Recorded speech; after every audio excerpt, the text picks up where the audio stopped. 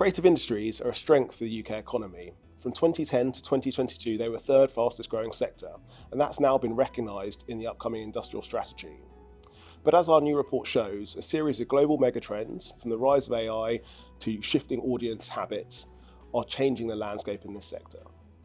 It is vital that the government and the industry come together to secure the future success. I'm delighted to be joined by Fran Sanderson from Figurative, the CEO. Tell us a little bit about the work that Figurative do and the organisations you work with. Thanks, Raoul. It's really good to be here. Figurative is a new not-for-profit that operates at the intersection of social impact, the cultural and creative sector, and money, be that wealth, public money, or institutional investment. And what we're trying to do is drive new business models that support cultural and creative organisations to be more financially resilient and deliver more positive social impact for individuals, communities, society, and the planet. Great, and so you're really at the heart of the changing nature of this sector and what we're seeing on the ground. So I'd really like to get your thoughts on some of these big trends. In our report, we highlighted 4 of them. The rise of AI and how that's changing the content creation life cycle, the rise of international competition and how more countries are intervening in their sectors, obviously some of the skill shortages we see in the sector, and then finally the changing way people consume content. I'd be interested in what you're seeing on the ground and how organisations are coping or reacting to these. Sure. So we fund mainly arts and cultural organisations. So a lot of those will be not-for-profits. They might be venues. There'll be organisations you recognise or theatre production companies. And I think all of these trends are affecting them in different ways, actually. Obviously, there is the different way that people interact with content has a kind of dual effect in some ways on how they interact with their local arts organisations or in-person arts offers. So it may mean that, you've seen a resurgence in audiences after the pandemic. So actually audience numbers have bounced back quite well as people crave that in-person interaction and that sort of agency, active intervention. At the same time, obviously people are used to getting very high quality content for a very low price, sitting in their own living rooms.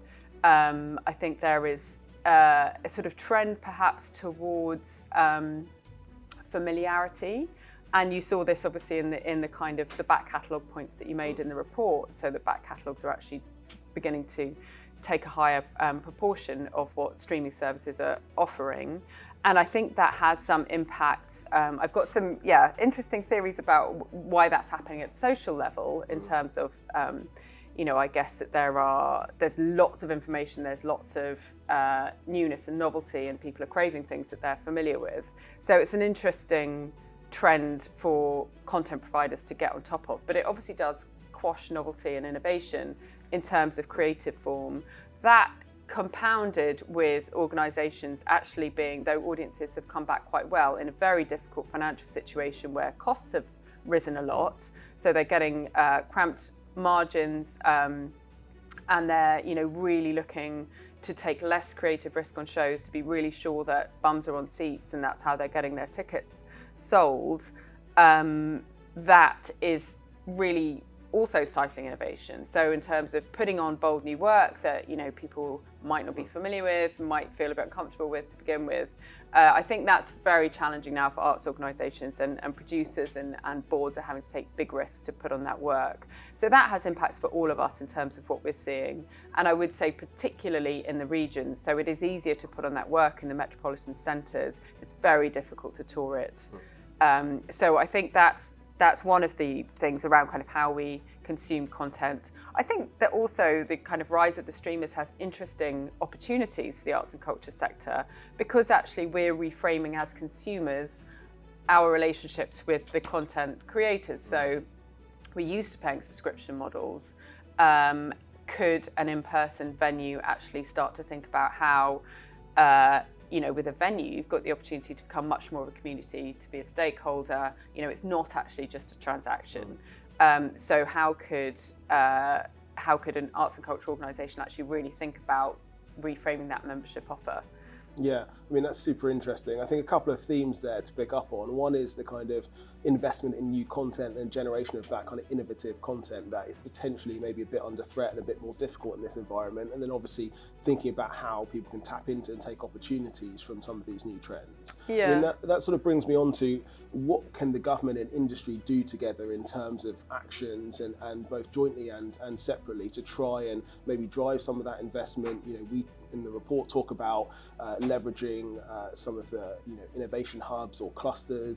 We talk about kind of connecting universities and the sector to drive the skills, but also thinking about how you can leverage AI and be best prepared for that. I mean, interested from your side, what do you think organisations and the government could do to try and maybe address some of those challenges, but also take some of those opportunities you mentioned? Well, I would point to the creative clusters and CoStar as things that are being done well, and I think the HRC have been really thinking about how to integrate, private investment and public investment in a way that works well. But it is challenging to kind of bring together the rhythm of university and higher education with the rhythm of industry, which is obviously faster and accelerating all the time.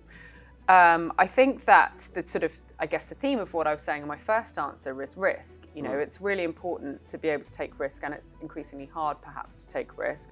I love that your report, looked at these international precedents, and I think thinking internationally about a sort of, obviously there's kind of competition. We're seeing that a lot with the tariff wars at the moment, but thinking about how international regions can cooperate in terms of policy levers that are actually genuinely generative. So it's not really, putting anyone else under threat. It's just creating a good innovation environment. It's creating policy that actually really stimulates that activity. So I think looking internationally about what other countries have done and following their lead is a really, really important first step.